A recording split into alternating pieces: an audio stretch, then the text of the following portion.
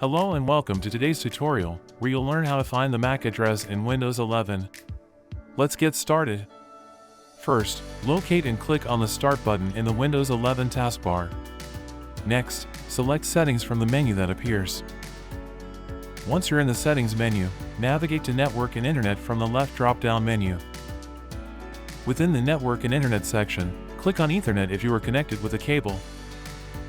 Then, here, under the Ethernet section, you'll find the physical address, MAC, this is your MAC address.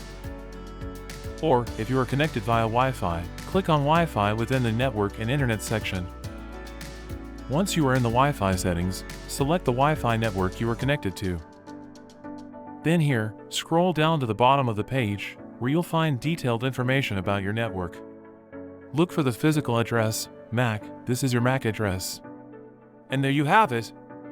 You successfully found the MAC address in Windows 11.